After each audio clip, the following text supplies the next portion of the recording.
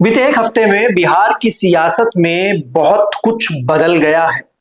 भाजपा एक तरीके से नीतीश कुमार पर हावी हो गई है, तो वहीं नीतीश कुमार अब ये सोच रहे हैं कि भाजपा के इस जाल से कैसे बचा जाए। 24 फरवरी को पीएम मोदी बिहार जाते हैं। बिहार में एक बड़ी रैली को संबोधित करते हैं और बिहार चुनाव का बिगुल फूंक देते हैं। उसके अचानक बाद जेपी नड्डा बिहार जाते हैं और बिहार में नीतीश कुमार की सरकार का मंत्रिमंडल विस्तार होता है। यह मंत्रिमंडल विस्तार इसलिए खास हो जाता है, इस पर चर्चा इसलिए जरूरी हो जाती है क्योंकि इस मंत्रिमंडल विस्तार में 7 नए मंत्री शामिल किए जाते हैं और जो 7 नए मंत्री शामिल किए जाते हैं वो सातों के सातों भाजपा से हैं। जी हां, क्या है इस मंत्रिमंडल विस्तार की इनसाइड स्टोरी, जानने के लिए बने रहिए भारत लोक के साथ। नमस्कार, मेरा नाम है गौरव पाल। कल बिहार में मंत्रिमंडल विस्तार हुआ। गवर्नर आरिफ मोहम्मद खान ने नीतीश कुमार सरकार में 7 नए मंत्रियों को शपथ दिलाई। कुछ पुराने मंत्रियों ने अपने पद भी छोड़े, जिसमें बिहार के भाजपा के अध्यक्ष डॉक्टर दिलीप कुमार जायसवाल का इस्तीफा वायरल है। उन्होंने राज्य एवं भूमि सुधार विभाग से, मंत्रालय से इस्तीफा दे दिया है। उनके इस्तीफे की त्रुटियों की वजह से वो वायरल हो रहा है। लेकिन बड़ी बात यह है कि बिहार में ये मंत्रिमंडल विस्तार हुआ, नीतीश कुमार के हाथ क्या लगा? बीजेपी ने इस मंत्रिमंडल विस्तार से अपने वोटर को साधने की कोशिश की। साथ के साथ लोग भाजपा की ओर से मंत्री बनाए गए। आपको बता दें कि इस समय बिहार में टोटल 36 मंत्री हैं, जिसमें 21 बीजेपी के कोटे से हैं और 13 जेडीयू के कोटे से हैं, 1 हम के कोटे से है और 1 निर्दलीय है। बीजेपी बिहार में अपनी पकड़ दिन ब दिन मजबूत बनाने की कोशिश कर रही है और महाराष्ट्र मॉडल को बिहार में लागू करने की साजिश रची जा रही है। ऐसे में नीतीश कुमार के लिए बड़ी संकट यह हो जाता है कि नीतीश कुमार के कोटे से लोगों को क्या मिला। जब नीतीश कुमार के कोटे से विधायकों को कुछ नहीं मिला, 13 मंत्री थे, 13 ही रहे, बीजेपी के 7 बढ़ गए और बढ़कर 21 हो गए।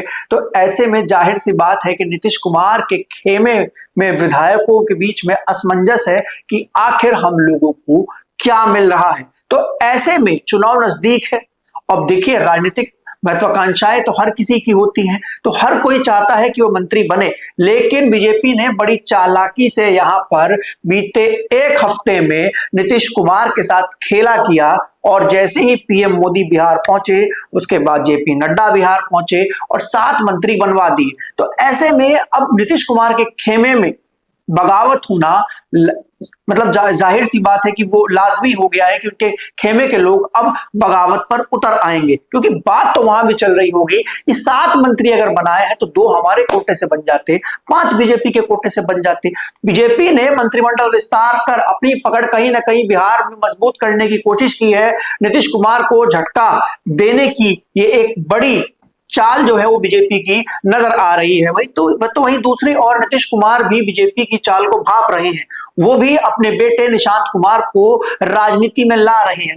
निशांत कुमार रोजाना मीडिया से रूबरू हो जाते हैं और अपने पिता को वोट देने की बात करते हैं, लोगों से कहते हैं। और हाल ही में तो निशांत कुमार ने यह तक कह दिया था कि हम चाहते हैं कि एनडीए हमारे पिता को मुख्यमंत्री पद का उम्मीदवार बनाए।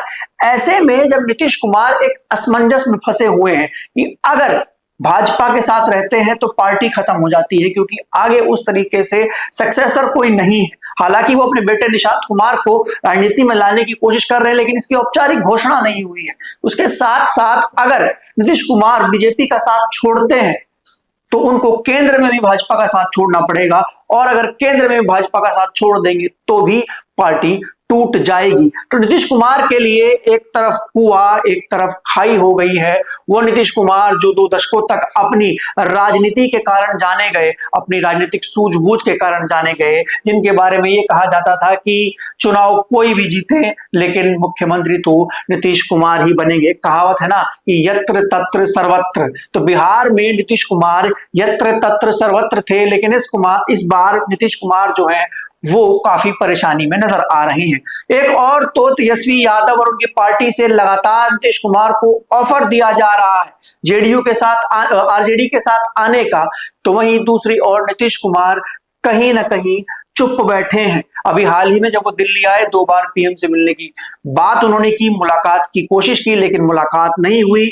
पीएम मोदी बिहार पहुंचे और बिहार पहुंचते ही जब प्रधानमंत्री नरेंद्र मोदी ने मंचों से भाषण देना शुरू किया तो एक तरफ से ऐसा लगने लगा कि बिहार में जो कुछ हो रहा है वो पीएम मोदी की वजह से हो रहा है। नीतीश कुमार तो मात्र एक मैसेंजर बन के रह गए हैं और यही वो छवि है जिसको लेकर नीतीश कुमार चिंतित हैं। अभी ऐसा भी हो सकता है कि नीतीश कुमार राजनीति से संन्यास ले लें, वो उपराष्ट्रपति बन जाए, राष्ट्रपति बन जाए या कोई और पद ले लें, लेकिन क्या वो नीतीश कुमार जो लगभग एक लंबे समय से 10-15 साल से बिहार की कुर्सी पर विराजमान है, क्या वो इस तरीके से अपनी राजनीति का अंत करेंगे? ये बड़ा सवाल है। लेकिन उससे भी बड़ा सवाल ये है कि क्या नीतीश कुमार भाजपा को कोई बड़ा झटका देने वाले हैं, क्योंकि जो खामोशी नीतीश कुमार के आसपास दिखाई दे रही है इसके लिए वो नहीं जाने जाते हैं, नीतीश कुमार झटका देने के लिए जाने जाते हैं।